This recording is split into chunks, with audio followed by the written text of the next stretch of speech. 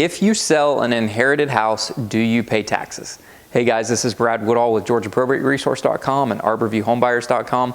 We're a real estate solutions company specializing in probate and inheritance houses. We buy houses for cash, or we can help you list the house on the market the traditional way. So that's a great question.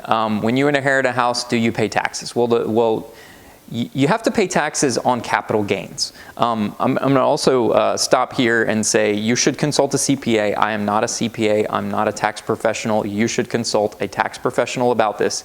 But generally speaking, if you check out some of our other videos, you need to pay close attention to, there's a thing called a step up in basis. And that is an estate benefit for when you inherit assets in an estate. You typically step up the basis of the property. What's basis? Well, basis is the best word to describe it is what you have in it. So what you paid for it plus improvements and so forth that you've made, money you've spent on the house, et cetera, et cetera. That's your basis on the house. That's your bottom line, right? So you need to pay attention to your basis, and CPA can help you calculate your basis. There's IRS tables out there on irs.gov, or resources, documents, forms, all that stuff that can help you figure out what your basis in a property is. Once you know what your basis is, then there's a step up in basis. So basically, when you inherit the property, your basis steps up to whatever the current market value of the property is at that time. So in reality, if you inherited a property this week and you stepped up the basis to, let's say, $400,000, and you sold it next week for $400,000, you did not have a capital gain because your basis stepped up. You didn't actually make a capital gain, the difference between the basis over here and what you sold it for over here, because they were the same. Now, if there is any difference between that, you may have a capital gain, and you need to consult your CPA about what your taxes are on that capital gain. And that's unique to everybody and everybody's tax situation, so I can't answer that here on this video.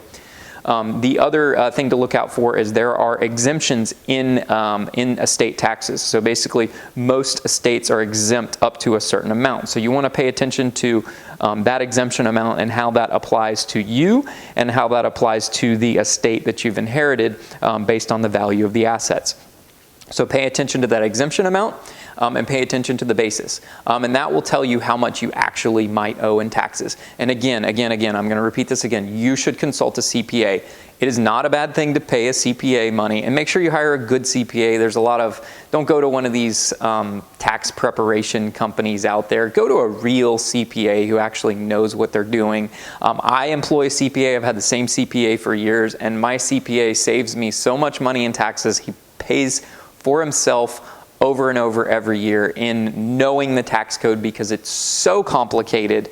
And I'm not going to get on a political rant here, but if we want to improve this country, we should simplify the tax code, not make it more complicated, but that's a whole different conversation. So that's basically the answer to this.